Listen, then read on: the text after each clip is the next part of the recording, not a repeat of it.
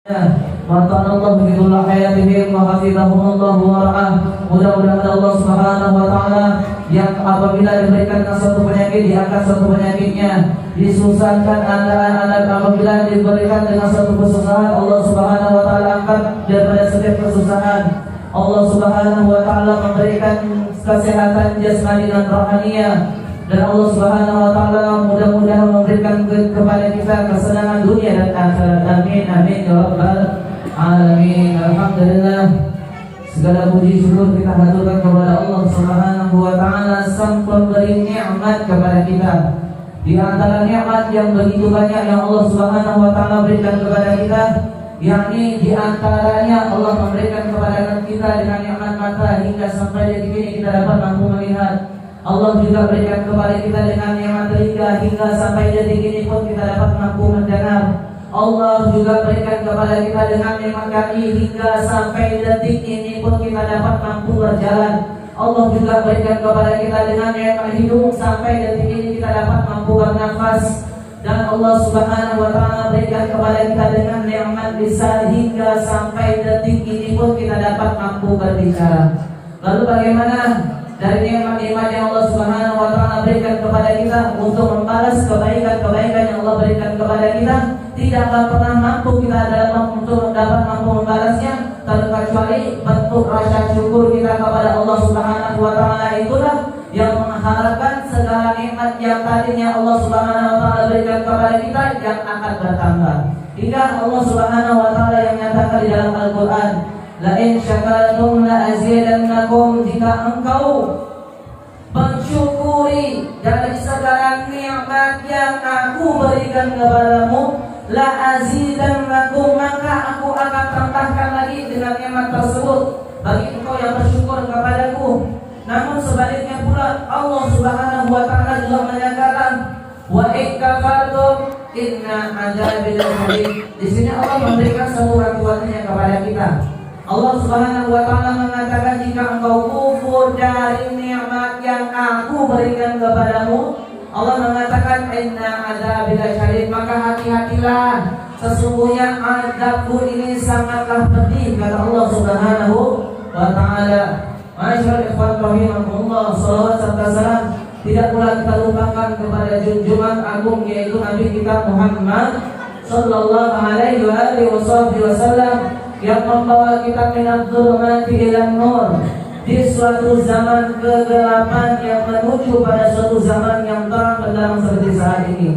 Alhamdulillah, kalau kita menguraikan lagi dengan betul rasa syukurnya kita, saya teringat dengan sebuah kisahnya kepada Syekh Ibrahim Ibnu Adham, yang dimana beliau pernah melintas pada suatu pinggiran kota Madinah, yang dimana di saat itu beliau melihat sosok orang yang dimana tidak bisa melihat, tidak memiliki tangan, tidak memiliki kaki, tunanetra, tak bisa melihat. Namun dia mengharapkan dari orang yang lewat di sana, dia memanggil setiap orang yang lewat, adakah di antara kalian yang lewat untuk mengambilkan suatu makanan yang ada di hadapanku ini, untuk menyuapkan makanan tersebut masuk ke dalam mulutku. Namun salah seorang yang melewati dan melintasi pada satu pinggiran kota Madinah, dia mengambilkan dengan suatu makanan dan memasukkan kepada mulut orang yang buta tadi. Dia mengatakan, alhamdulillahi hadhihi ni'matul azimah, segala puji bagi Allah Subhanahu wa taala yang telah memberikan aku dengan nikmat yang penuh, dengan nikmat yang besarnya.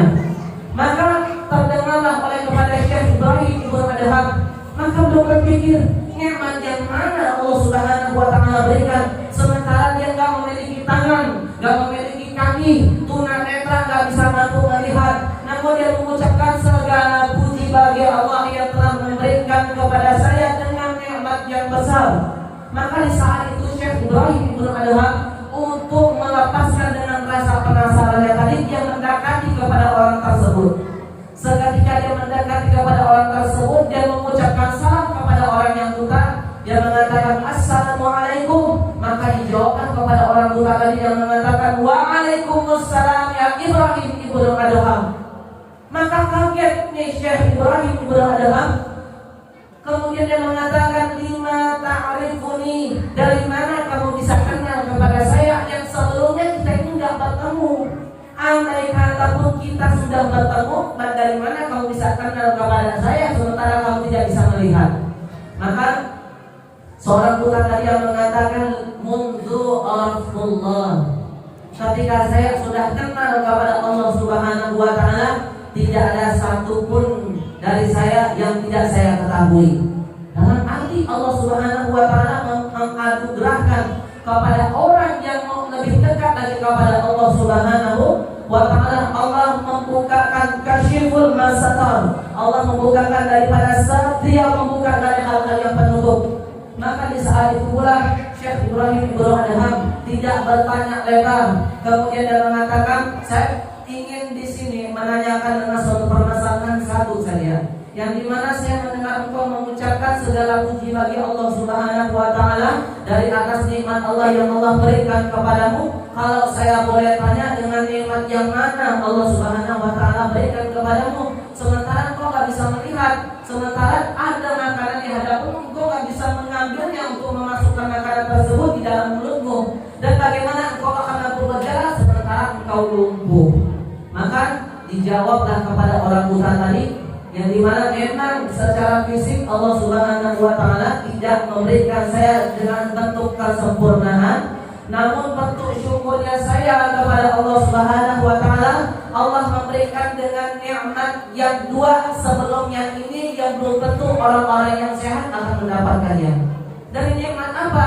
Maka seseorang buta tadi mengatakan, yakni qalban syakiran wa lisanan dzakiran, hati yang senantiasa bersyukur kepada Allah Subhanahu wa ta'ala, kemudian lisan dzakiran, lisan yang senantiasa tidak pernah melupakan Allah, senantiasa berzikir kepada Allah Subhanahu wa ta'ala, yang tidak pernah melupakan kepada Nabi Muhammad, lisan yang senantiasa menyebutkan nama Nabi Muhammad sallallahu alaihi wasallam. Masyaallah ikhwan rahimakumullah, itulah pada hakikatnya seseorang yang ingin diingat oleh Nabi Muhammad, hendaknya kita lebih dulu mengingat kepada Nabi Muhammad. Karena kenapa? Nabi Muhammad sallallahu alaihi wasallam yang pernah menyatakan, man nasiya nusya, orang yang lupa akan dilupakan, man dzakara dzukira, orang yang ingat kelak di akhirat akan diingat. Maka ini suatu balasan. Mumpung kita masuk daripada bulan Rabiul Awal ini, tepat di tanggal 12 Rabiul Awal ini adalah bulan dan serta tanggal kelahiran Nabi Muhammad sallallahu alaihi wasallam. Perbanyaklah kita untuk berusaha mendekatkan diri kita kepada Nabi Muhammad sallallahu alaihi wasallam. Dengan cara apa kalau kita bisa berusaha agar bisa lebih dekat kepada Nabi Muhammad sallallahu alaihi wasallam? Dianjurkan bisa lebih dekat kepada Nabi Muhammad untuk dengan cara memperbanyak mengucapkan salawat serta salamnya kepada Nabi Muhammad sallallahu alaihi wasallam. Bahkan Nabi Muhammad sendiri yang menyatakan, orang yang ingin dekat kepadaku hendaknya memperbanyak salawat kepadaku. Bahkan tidak sedikit daripada hadis Nabi Muhammad sallallahu alaihi wasallam hingga Nabi Muhammad mengatakan, aktsiru salatu alayya, aktsiru salatukum alayya, aktsiru salatukum alayya, perbanyaklah salawat kalian untuk berikan salam atas diriku. Dia anjurkan untuk memperbanyak. Kalau kita sudah memperbanyak salawat kita kepada Nabi Muhammad sallallahu alaihi wasallam, yang tentunya kita akan bisa lebih qarib lagi kepada Nabi Muhammad sallallahu alaihi wasallam. Makanya Nabi Muhammad yang pernah mengatakan, inna awlan nasi yawmal qiyamah aktsar alayya salatan, orang yang paling dekat denganku kelak di hari kiamat siapa? Adalah orang yang paling banyak mengucapkan salawatnya kepada diriku. Justru adalah setiap orang yang beruntung pasti ada orang yang merugi. Siapa yang dimaksudkan orang-orang yang merugi? Kalau orang yang beruntung itu adalah orang yang memperbanyak salawat kepada Nabi Muhammad. Lalu siapa orang yang merugi? Orang yang merugi adalah orang yang dimana ketika nama Nabi Muhammad disebutkan, namun dia tidak mengucapkan salawatnya kepada Nabi Muhammad sallallahu alaihi wasallam. Dan ini pernah disampaikan oleh Sayyidah Aisyah dalam riwayatnya, hingga pada suatu saat Sayyidah Aisyah itu asik sedang menjahit baju, yang dimana dahulu belum ada lampu, dan dimana di zaman dahulu belum ada yang sebagai penerangan, hanya diterangi sebuah lentera, hanya pelita, lentera, pelita. Yang di saat itu Sayyidah Aisyah asik dengan menjahit baju, tiba-tiba jarum yang dipegang oleh Sayyidah Aisyah itu terjatuh. Kemudian lentera yang ada di hadapan Sayyidah Aisyah di saat itu pun langsung mati. Maka sulit bagi Sayyidah Aisyah ini untuk mencari mana jarum saya yang tadi yang hilang ini. Tiba-tiba datanglah Nabi Muhammad Sallallahu Alaihi Wasallam masuk di kamarnya Sayyidah Aisyah. Seketika Nabi Muhammad mengucapkan salam kepada Sayyidah Aisyah, kemudian membukakan daripada pintunya, maka terpancarlah seluruh tubuhnya Nabi Muhammad Sallallahu Alaihi Wasallam sampai Sayyidah Aisyah itu meriwayatkan, ya Rasulullah, alangkah terangnya dengan sekujur tubuhmu, hingga yang tadi sulit jarum yang aku cari ini dengan mudahnya aku dapatkan dengan suatu perantara cahaya yang keluar di tubuhmu ya Rasulullah. Maka dikala itu Rasulullah pun tersenyum mendengar ucapan Sayyidah Aisyah. Kemudian dan dia beberapa saat lalu mengatakan, ya Aisyah, celakalah dari orang yang tidak bisa melihatku kelak di hari kiamat. Wailun man ra'ani yaumal qiyamah. Maka di saat itu Sayyidah Aisyah langsung kaget mendengarnya.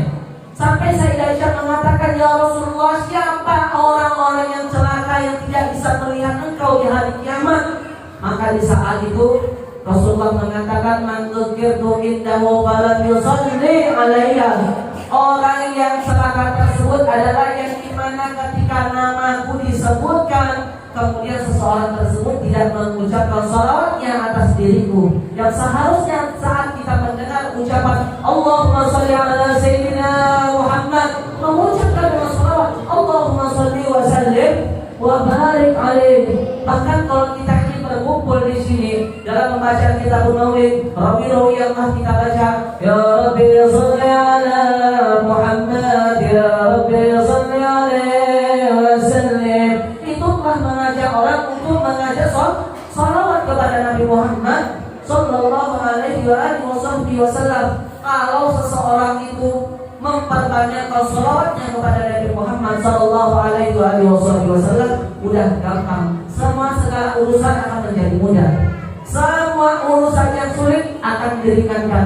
Hal yang berat akan dimudahkan dengan perantara salawat kepada Nabi Muhammad. Orang yang menginginkan suatu pahala, hendaknya mengucapkan salawat kepada Nabi Muhammad. Orang yang menginginkan setiap kesalahan dan dosanya akan dihapuskan, hendaknya mengucapkan salawat. Hingga Nabi Muhammad SAW yang pernah mengatakan, salatukum alayya mahabbatun. Salawat kalian yang kalian haturkan dan kalian kirimkan atas diriku, kata Nabi Muhammad, sebagai penebus dosa kalian. Ini kata Nabi Muhammad Sallallahu Alaihi Wasallam. Bahkan urusan yang sangat sulit pun akan menjadi mudah.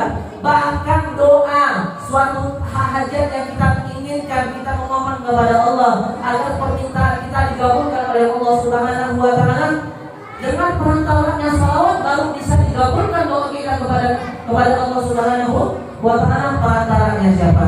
Perantaranya Nabi Muhammad Sallallahu Alaihi Wasallam. Makanya Nabi Muhammad yang pernah mengatakan, ma min du'ain illa bainahu wa bainas sama'in hijabun hatta yusalli alayya wa in shalla alayya in khalaqa dzalikal hijab wa rufi'atid du'a. Nabi Muhammad yang mengatakan, tidaklah doa seorang hamba yang dia mengangkat tangan memohon permintaannya kepada Allah Subhanahu Wa Taala, ya Allah, anak pengen begini, ya Allah, anak pengen meminta begini, ya Allah, kabulkan dengan doa-doa yang begini. Doanya tidak akan sampai dulu kepada Allah Subhanahu Wa Taala. Sampai kapan doa ini akan ditahan oleh Allah? Sampai kapan doanya kita ini akan dipakai oleh Allah? Sampai kapan doanya kita ini ditutup oleh Allah Subhanahu Wa Taala? Nabi memberikan satu solusinya kepada kita. Nabi mengatakan, hatta yusalli alayya, sampai engkau ini mengucapkan salawat atas diriku, wa in shalla alayya in khalaqa dzalikal hijab wa rufi'atid du'a. Sampai engkau mengucapkan salawat atas diriku, ketika engkau telah mengucapkan salawat atas diriku, maka Allah Subhanahu Wa Taala akan menghancurkan daripada setiap penghalang. Allah akan menghancurkan daripada setiap pagar-pagar yang kiranya untuk menghalang doa kalian akan sampai kepada Allah Subhanahu Wa Taala. Makanya dikala kita berdoa kepada Allah Subhanahu Wa Taala, salawat kepada Nabi Muhammad sallallahu alaihi wasallam. Maka kita berdoa bismillahirrahmanirrahim. Alhamdulillahirabbil alamin. Allahumma shalli ala sayyidina Muhammad wa ala ali sayyidina Muhammad. Bahkan di penutup doa pun kita pun dianjurkan untuk mengucapkan salawat kepada Nabi Muhammad. Maka kita baca wa sallallahu ala sayyidina Muhammadin wa ala alihi wa sahbihi wasallam. Walhamdulillahirabbil alamin. Kenapa dianjurkan ketika kita berdoa kepada Allah diawali dengan salawat dan ditutup dengan salawat pula? Karena bahwasanya andai kata kita membuka dengan salawat, kemudian kita permintaan isinya kita memohon kepada Allah, ya Allah kabulkan begini dan begitu, dan ditutup dengan salawat agar lebih mudah permintaan kita yang dikabulkan oleh Allah Subhanahu wa ta'ala. Ma'asyiral ikhwan rahimakumullah, alangkah mulianya bagi orang yang senantiasa meluapkan lidahnya untuk mengucapkan salawat kepada Nabi Muhammad sallallahu alaihi wasallam. Bahkan keberuntungan yang dia dapatkan bukan hanya semasa di dunia, ya, bahkan bukan hanya semasa di dunia keuntungan yang dia bisa raih, bahkan di akhirat pun orang yang senantiasa dekat kepada Nabi Muhammad akan aman tentunya. Kenapa? Kalau semasa di dunia saja, meskipun kita tidak pernah melihat Nabi Muhammad SAW, namun banyak pertolongan dari yang tadinya susah dengan ekonominya bisa diperlicinkan oleh Allah Subhanahu wa ta'ala dengan suatu wasilah sholawat kepada Nabi Muhammad. Udah satu keberuntungan untuk kita. Lalu bagaimana lagi nanti di padang mahsyar, di akhirat, bahkan yang terpentingnya di saat umur kita yang bakal nyawa kita, roh kita bakal dicabut oleh malaikat Israel, datanglah Nabi Muhammad sallallahu alaihi wasallam yang menemankan kita untuk ketika roh kita bakal dicabut. Bagaimana dengan rasa cabut dan roh tersebut? Itu jangan ditanya tentang masalah sakitnya penderitaan bagi orang yang sakaratul maut. Jangan jauh-jauh kalau kita berpikir dengan sakaratul maut itu sakitnya seperti apa. Bagaimana rasa sakitnya sakaratul maut? Belum pernah ngalamin. Bagaimana caranya kalau kita ini bisa sebagai perasaan benar-benar rasa sakitnya sakaratul maut itu seperti apa? Dok, bisa jauh-jauh kalau kita gambarkan tentang sakaratul maut, jauh kejauhan. Kalau saja kita memiliki dengan sebuah kendaraan, kemudian kita berupaya, kita berusaha dengan membawa kendaraan tersebut. Anggaplah kalau kita senantiasa pakai motor, jalan pakai motor. Kemudian di hari hujan, jalannya tanah licin, kemudian terjatuh atau seseorang yang ketabrakan, ya, dilindas dengan trotoar, ya, tangannya patah, kakinya remuk, itu belum seberapa bagi orang yang menderitakan dengan sakaratul maut. Mungkin kalau kita memikirkan, andai kata gambaran ini mungkin agak lebih serem, agak ekstrim kita mendengarnya. Dari orang yang terjun dari tingkatan 20 untuk sampai bawah, hilang kepalanya, hancur, keluar otaknya, keluar matanya. Kedengaran ini mungkin agak ekstrim, serem, tapi belum seberapanya bagaimana orang yang mengalami dengan sakaratul maut yang tentunya akan lebih parah. Bahkan ulama itu menggambarkan sakaratul maut itu layaknya orang yang ditancapkan dengan tombak dengan berapa kali, dengan kurang lebih 70.000 kali dengan tancapan tombak yang di luka yang sama. Kita bisa bayangkan kan? Kalau suatu tangan kita kena pisau, kalau bapak-bapak ibu-ibu nggak percaya, boleh dipraktekkan. Ambil pisau di rumah, iris tangan kita sampai luka, sampai berdarah, itu baru satu kali irisan. Bagaimana kalau di luka yang sama diiris lagi sampai berulang-ulang kali? Gimana dengan betul rasa sakitnya? Itu masih jauh dari nyawa. Lalu bagaimana 70.000 kali ditombak dengan luka yang sama? Ini gambaran bagi sakaratul maut. Namun rasa sakitnya ini bisa hilang apabila ketika Nabi Muhammad sallallahu alaihi wasallam hadir sebelum dengan sakaratul mautnya seseorang. Lalu bagaimana andai kata bisa Nabi Muhammad itu bisa hadir dalam sebelum sakaratul mautnya juga? Pertanyakan dengan mengucapkan salawat kepada Nabi Muhammad sallallahu alaihi wasallam. Ya, bahkan ada seorang Badui ini pernah bertanya kepada Sayyid Al-Abuya Muhammad bin Ali Al-Maliki Al-Hasani. Dia pernah mengatakan, sebenarnya pertanyaan ini tidak boleh untuk ditanyakan. Ya, apalagi yang pertanyaan ini adalah orang-orang awam. Dia pernah mengatakan, ya Habib, wahai Habib, saya pengen mau tahu nih, Allah lagi ngapain sih sekarang ini? Sebenarnya tidak boleh satu pertanyaan yang seperti ini. Ya, limadza, madza, hal. Bentuk kalimat-kalimat ini tidak boleh untuk ditanyakan. Apakah, di mana, ya, dan sedang apakah, tidak boleh untuk ditanyakan. Namun seseorang ini bertanya kepada Syekh Muhammad bin Ali Al-Maliki Al-Hasani Al-Makki, orang Mekah, ya. Maka di saat itu dia mengatakan, aku mau tahu enggak? Allah ini lagi ngapain?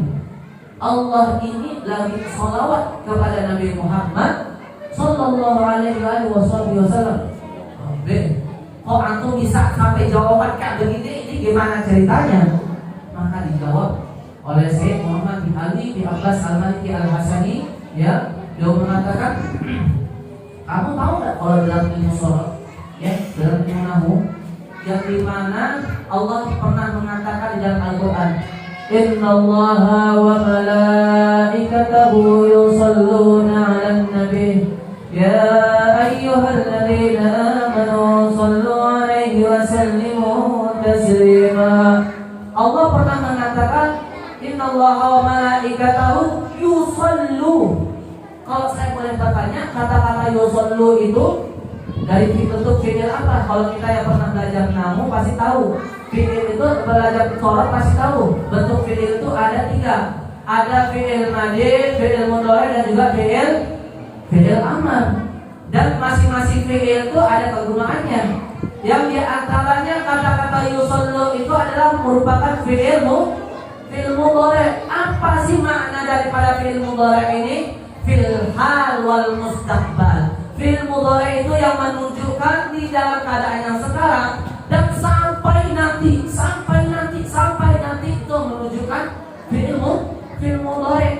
Dan Allah menggunakan dengan kalimat ini kata-kata yusalluna 'alan nabi. Maka yakinilah bahwasanya Allah di saat ini pun sedang bersalawat kepada Nabi Muhammad Sallallahu alaihi wasallam. Dengan secara kontekstual yang seperti ini, Allah pun sudah memberikan contoh dan memberikan satu gambarannya bahwasanya Allah lebih dulu bersalawat. Allah dan para malaikat dulu lebih salawat. Sehingga Allah mengatakan Innallaha wa malaikah. Allah dan para malaikat bersalawat kepada Nabi Muhammad. Setelah Allah dan para malaikat ini sudah bersalawat kepada Nabi Muhammad, barulah Allah Subhanahu wa taala serukan kepada kita semua ini sampai Allah mengatakan ya ayyuhalladzina amanu. Baru kita nih, wahai orang-orang yang beriman, yusallu 'alaihi wa sallimu taslima. Salawat serta salam kalian kepada Nabi Muhammad sallallahu alaihi wasallam.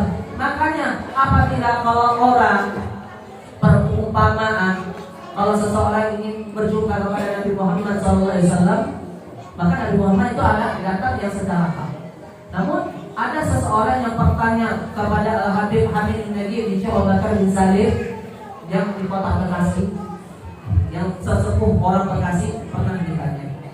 Ya, Abu ya Al-Habib Hamid bin Nagib di Syekh Abu Bakar bin Salim, ya, itu guru Al-Bagir. Beliau pernah ditanya kayak begini. Bib, saya pernah bermimpi sama Nabi Muhammad Sallallahu alaihi wasallam. Yang mungkin kita tahu bahwasanya gambaran Nabi Muhammad itu adalah wajah yang paling tampan di atas yang tampan. Namun begitu saya melihat sosoknya Nabi Muhammad Sallallahu alaihi wasallam, tidak ada kejelasannya. Dalam arti saya tidak melihat wajah ketampannya Nabi Muhammad Sallallahu alaihi wasallam yang secara tidak jelas. Namun apa jawaban daripada beliau? Dia mengatakan, tahu gak kamu bahwasanya yang kamu lihat Nabi Muhammad Sallallahu alaihi wasallam adalah benar nyata Nabi Muhammad Sallallahu alaihi wasallam. Makanya Nabi Muhammad mengatakan, man ra'ani fil manami laqad ra'ani haqqan fa inna syaitana la tamatsalu bihi. Nabi Muhammad yang mengatakan, apabila orang yang melihatku di dalam mimpi, maka yang datang yang hadir tersebut adalah aku yang secara nyata. Fa inna syaitan la tamathul bihi, karena sesungguhnya syaitan tidak bisa menyerupai aku. Andai kata pun syaitan mengaku ana Muhammad ibnu Abdillah, ana Rasulullah, langsung hangus terbakar. Gak bisa dia mengaku kepada Nabi Muhammad SAW. Tapi lalu bagaimana dari pertanyaan kepada orang tersebut? Seumpamanya hati Anda, hati ente ini yang mungkin saja sudah masuk dengan tahap kebersihan hati hingga kamu bisa menemu kepada Rasulullah, namun hatimu ini penuh dengan debu, penuh dengan noda, hingga engkau tidak bisa melihat wajah Nabi Muhammad dengan secara jelas. Karena tahu nggak bahwasanya hati ini diibaratkan cermin. Cermin itu semasa dia bersih, kita bisa lihat dengan secara jelas diri kita, jati diri kita. Oh, ini mata kita yang seperti ini. Oh, pipi kita yang mungkin yang bersih dengan tanpa jerawat. Oh, dekat ada jerawat bisa terlihat jelas. Lalu kalau andai kata cermin ini ditutupi dengan debu, banyak dengan nodanya, kira-kira orang bisa jelas nggak ketika melihat wajahnya sendiri? Mungkin dia bisa lihat dengan sekilas bentuk postur tubuhnya, melihat dengan bentukan daripada wajahnya. Apakah bisa terlihat jelas dengan wajahnya sendiri apabila ditutupi dengan debu, ditutupi dengan kotor, halaman kotor? Yang tidak akan mungkin bisa. Sampai bisa terlihat jelas apa? Hendaknya seseorang tersebut meningkatkan lagi untuk berupaya, berusaha benar-benar menambahkan lagi dengan kuantitas sholawat hingga kamu bisa melihat Nabi Muhammad dengan secara jelas. Maka di saat itu sebenarnya pada hakikat yang orang yang demikian ini bertanyakan kepada Habibur Najib ini udah kebersihan hati. Hanya saja diharuskan lagi untuk dalam memperbanyak salawatnya kepada Nabi Muhammad Sallallahu Alaihi Wasallam. Dulu di zamannya Nabi Muhammad ada sahabat yang bertanya, ya Rasulullah, bagaimana kalau saya ini untuk bisa lebih dekat kepada engkau, sementara saya meskipun saya tidak bisa melihat engkau. Maka Nabi Muhammad mengatakan, berikan waktumu untuk mengucapkan salawat atas diriku. Maka keesokan harinya dia pulang. Ketika dia pulang, dia datang kepada Nabi Muhammad SAW dan mengatakan, ya Rasulullah, aku memberikan seperempat waktuku untuk mengucapkan salawat atas dirimu. Maka Nabi Muhammad mengatakan, fakana ahsan fa aktsar alayya ahsan. Kamu yang lakukan di saat ini, kalau lakukan ini adalah baik, namun alangkah baiknya lagi kau bisa menambahkan dengan waktumu, bisa untuk memperbanyak salawat atas diriku. Keesokan hari ini orang ini pulang, keesokan harinya dia datang lagi kepada Nabi Muhammad dan mengadu lagi, ya Rasulullah, saya telah memberikan separuh dari hari-harinya saya untuk mengucapkan salawat yang kepadamu. Maka Nabi Muhammad mengatakan, apa yang kau lakukan itu udah baik, tapi alangkah baiknya lagi kau bisa menambahkan salawatmu atas diriku. Dia pulang lagi. Sampai dia pulang, dia keesokan harinya dia datang lagi kepada Nabi Muhammad dan dia bilang, ya Rasulullah, dengan seperempatnya waktu, lebih daripada seperempat aku berikan waktu untuk bersalawat atas dirimu. Maka Nabi Muhammad mengatakan, yang kau lakukan ini udah baik, namun alangkah baiknya kalau kamu bisa menambahkan lagi ucapan salawatmu atas diriku. Maka seseorang ini pulang lagi dan keesokan harinya dia mengatakan, semua waktumu ini aku berikan dan mengucapkan salawat atas dirimu. Maka Nabi Muhammad mengatakan, fakanal ahsan. Orang yang kayak yang seperti ente ini adalah yang baik, orang yang kebaikan, yang penuh dengan kebaikan. Dan bahkan kita diajarkan kepada Nabi Muhammad itu yang benar-benar cinta Nabi Muhammad melebihi daripada diri kita sendiri. Maka Nabi Muhammad mengatakan, la yu'minu ahadukum hatta an akuna wa uhibbu wa waladihi wan nasi ajma'in. Hendaknya tidak berkurang beriman, kurang sempurnanya keimanan seseorang sampai dia menjadikan kecintaannya diriku ini melebihi dirinya sendiri, melebihi daripada orang tuanya, melebihi daripada anaknya, melebihi daripada kalangan keluarganya, kalangan atau orang-orang yang ada sekitar sekelilingnya. Menjadikan itu lebih cinta atas dirinya sendiri untuk kepada Nabi Muhammad Sallallahu Alaihi Wasallam. Dan inilah merupakan suatu hakikatnya cinta yang sebenar-benarnya. Suatu hakikat cinta yang bisa membawakan keberuntungan adalah cintanya Nabi Muhammad Sallallahu Alaihi Wasallam. Kalau kita menceritai kepada seseorang, kepada makhluk apapun yang pada hari kiamat di alam kuburnya kita apakah sudah dipastikan bisa dalam menolong kesusahan kita? Mungkin bisa, mungkin tidak. Ya, mungkin karena masih ada 50-50. Tapi kalau mencintai kepada Nabi Muhammad sudah dipastikan dengan keberuntungan. Tahu nggak pada suatu peristiwa nanti di hari kiamat, orang-orang umat-umat mereka akan berkumpul. Ya, mereka akan berkumpul, mereka akan meminta suatu syafaatnya kepada nabi-nabi sebelumnya. Ada mereka datang kepada Nabi Allah Adam. Wahai Adam, syafaati saya. Ya, saya minta tolong kepada antum. Ya, agar saya enggak diberikan dengan suatu nilai-nilai jelek di pandangan Allah Subhanahu wa taala. Namun Nabi Adam mengatakan, dulu semasa saya di surga saya juga pernah salah kepada Allah Subhanahu wa taala dengan mengangkat dua khuldi. Coba kamu datang kepada Nabi Allah Ibrahim. Sekelompok orang, sekelompok umat datang, mereka berseru-seru datang kepada Nabi Allah Ibrahim. Nanyakan lagi, ya Ibrahim, ya Nabi Allah Ibrahim, saya butuh dengan syafaatnya antum. Nabi Ibrahim mengatakan, kami nggak bisa, saya nggak bisa. Coba kau datang lagi kepada Nabi Allah Nuh.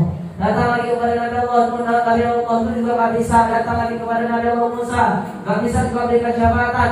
Nggak bisa datang lagi kepada Nabi Allah Isa, nggak bisa lagi berikan syafaat. Sampai mereka datang kepada Nabi Muhammad Sallallahu alaihi wasallam. Maka Nabi Muhammad sudah mengatakan dulu sebelum berjumpa kepada kaum tersebut, Nabi Muhammad mengatakan analaha. Kalau kita biasa dengar dengan satu qasidah yang mengatakan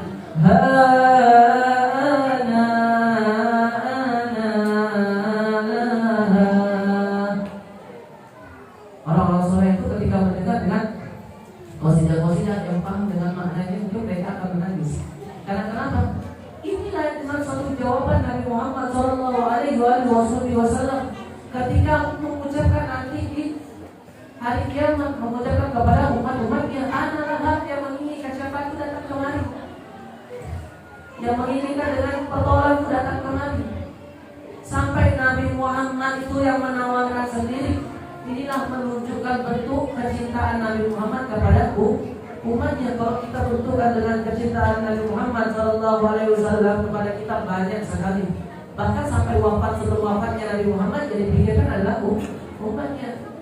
Karena nggak tahu apa yang diucapkan oleh Rasulullah ketika wafat. Kok nazarnya Rasulullah Sallallahu Alaihi Wasallam hanya melihat komat kambing mulut Rasulullah Sallallahu Alaihi Wasallam, namun tidak diketahui apa yang diucapkan.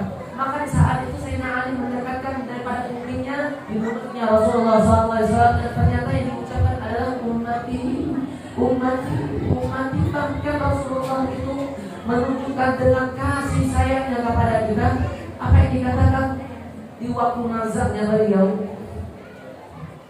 beliau pernah mengatakan kepada malaikat Israfil, ya Israfil. Jadi kayak begini ya rasanya ketika orang mendekati dengan sakaratul maut, sakit, pedih. Maka apa jawaban kepada malaikat Israfil? Maka Israfil yang mengatakan, ya Rasulullah, yang saya cabut ini kepada antum dengan sepelan-pelannya. Lalu bagaimana umatmu nanti yang mereka bermaksiat akan lebih parah daripada ini? Setikatan Rasulullah diberikan, dicabut daripada nyawa rohnya saja masih merasakan sakit. Lalu bagaimana dengan kita? Bagaimana dengan kita? Nasibnya kita kalau mulai dari saat ini kita tidak mendekatkan diri kita kepada Nabi Muhammad, sampai Nabi Muhammad mengatakan, ya Israel, andai kata ini dapat bisa membebankan, meringankan beban daripada umatmu, maka timpakan lagi, tambahkan lagi dengan rasa sakitnya, biar saya saja yang menanggungnya. Sampai begitu Nabi Muhammad Sallallahu Alaihi Wasallam. Bagaimana dengan perjuangannya Nabi Muhammad Sallallahu Alaihi Wasallam? Kalau kita ingin mencontoh kecintaan, benar-benar kita buktikan cinta kita kepada Nabi Muhammad. Gambaran orang yang benar-benar membuktikan dengan rasa cintanya Nabi Muhammad adalah dengan para sahabat, para tabi'in, bahkan daripada istri-istrinya Rasulullah. Dan teringat dengan sebuah kisahnya yang mungkin terakhir. Sayyidah Aisyah radhiyallahu anha, Sayyidah Khadijatul Kubra, istri pertamanya Nabi Muhammad Sallallahu Alaihi Wasallam. Siapa yang tidak kenal dengan kekayaan yang dimiliki oleh Sayyidah Khadijatul Kubra di saat itu? Namun Sayyidah Khadijah hanya mengatakan, di suatu saat Sayyidah Khadijah lagi duduk, yang dimana Sayyidina Rasulullah SAW tiba-tiba datang, kemudian berbaring di atas pahanya Sayyidah Khadijatul Kubra. Sampai di saat itu Sayyidah Khadijah pun asik dalam memantau Rasulullah, sehingga Rasulullah pun tertidur. Rasulullah membelai rambutnya Rasulullah Sallallahu Alaihi Wasallam. Kemudian Rasulullah Sallallahu Alaihi Wasallam tertidur. Tidak direnungkan wajah indahnya Nabi Muhammad Sallallahu Alaihi Wasallam. Tiba-tiba langsung sedih, terharu, langsung menangis Sayyidah Khadijah. Hingga dengan tampak terasa air mata Sayyidah Khadijah itu meneteskan mengenai pipi mulianya Nabi Muhammad Sallallahu Alaihi Wasallam, membuatkan Rasulullah itu langsung tersadar. Ketika Rasulullah Sallallahu Alaihi Wasallam tersadar di saat itu, namun Rasulullah langsung bertanya kepada Sayyidah Khadijah, "Ya Khadijah, hanya begitu, apa yang membuatkan engkau ini menangis?" Maka di saat itu Sayyidah Khadijah mengatakan, "Ya Rasulullah, dulu saya masih kaya, dulu saya adalah orang yang terpandang, ya, karena bahkan ulama mufassir itu mengatakan andai kata orang-orang Makkah mereka bersatu mengumpulkan dengan harta-harta yang dimilikinya untuk diimbang, mau diadu-adukan kepada harta yang dimiliki oleh Sayyidah Khadijah, itu belum separuhnya yang dimiliki oleh Sayyidah Khadijah. Bagaimana kekayaan yang dimiliki oleh Sayyidah Khadijah? Orang-orang mereka mengumpulkan, mereka bersatu untuk mengumpulkan hartanya untuk menyaingi harta yang dimiliki oleh Sayyidah Khadijah, belum ada separuhnya. Akan tetapi rela hancur, rela binasa, adalah habis dan hartanya untuk perjuangannya Nabi Muhammad Sallallahu Alaihi Wasallam. Sampai di saat itu Sayyidah Khadijah mengatakan, "Ya Rasulullah, saya ingin menangis.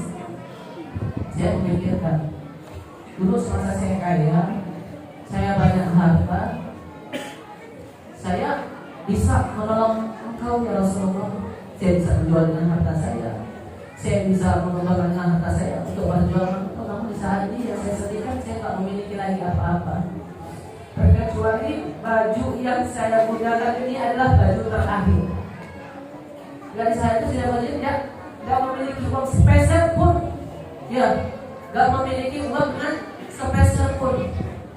Sebelum wafatnya Sayyidah Khadijah itu, Sayyidah Fatimah menemani Rasulullah Sallallahu Alaihi Wasallam, menemani istrinya Rasulullah, menemani uminya kepada Sayyidah Khadijah. Waktu itu Rasulullah masih keluar, Rasulullah Sallallahu Alaihi Wasallam masih keluar.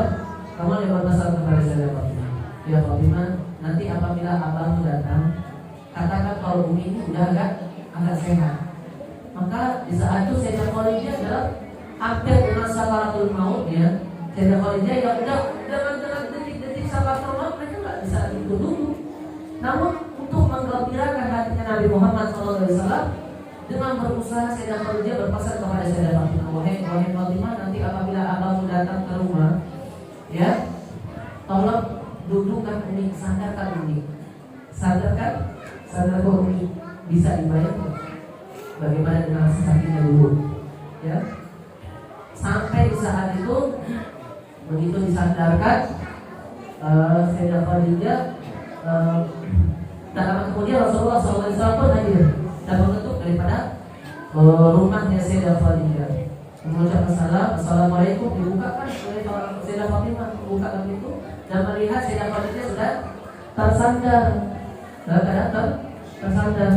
Kemudian mengatakan, "Alhamdulillah, engkau di sana sudah dalam keadaan sehat, ya, mulai ada sedikit sehat ya Khadijah. Kalau begitu izinkan saya untuk berdakwah lagi." Waktu itu ada Islam yang masih tipis dengan keimanannya.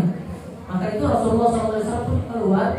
Sayyidah Khadijah ketika diucapkan Rasulullah yang demikian, Sayyidah Khadijah tersenyum, memandang itu terakhir kali Sayyidah Khadijah melihat wajah Nabi Muhammad Sallallahu Alaihi Wasallam. Sampai ketika dia melihat wajah terakhir kepada Nabi Muhammad, ibu tersenyum.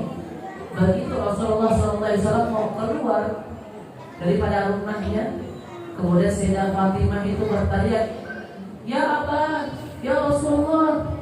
Sampai mendekati kepada Rasulullah mengatakan, "Kenapa ya Fatimah?" "Inna ummi qad madat." Di saat ini udah gak ada. Umi udah wafat ya Rasulullah. Umi udah gak ada. Bagaimana dengan perjuangannya Sayyidah Khadijah yang benar-benar membuktikan dengan Nabi Muhammad Sallallahu Alaihi Wasallam. Hingga pada suatu saat Rasulullah SAW berbaring di pahanya Sayyidah Khadijah, kemudian Rasulullah Sayyidah Khadijah pun menangis sampai mengenai air mata itu di pipi mulia Nabi Muhammad SAW. Ketika beliau menangis, mengatakan saya menangis kali ini karena saya tak memiliki lagi harta. Yang saya sisakan hanya pakaian terakhir untuk saya, karena udah tak memiliki lagi uang. Namun apa janjinya Sayyidah Khadijah mengatakan, andai kata nanti umur saya telah mendahului engkau ya Rasulullah, sementara saya masih belum ada apa-apa, engkau bisa hadir ke makamnya saya, engkau ganti dengan kuburannya saya, dan kau boleh kumpulkan daripada tulang belulang saya. Andai kata masih bisa bermanfaat engkau jual, maka jual daripada tulang belulang saya ya Rasulullah, untuk bisa memperjuangkan dakwah engkau ya Rasulullah. Sampai segitunya Sayyidah Khadijah. Bagaimana orang-orang dulu membuktikan dengan cintanya kepada Nabi Muhammad Sallallahu Alaihi Wasallam. Banyak keajaiban bagi orang yang dekat kepada Nabi Muhammad SAW. Bahkan banyak juga daripada sahabat yang mengorbankan daripada hartanya untuk berjuang kepada Nabi Muhammad Sallallahu Alaihi Wasallam. Dan saya harap mudah-mudahan antum juga termasuk bagian yang demikian. Apabila dengan suatu perayaan maulid, jangan pernah untuk memikirkan bagian harta.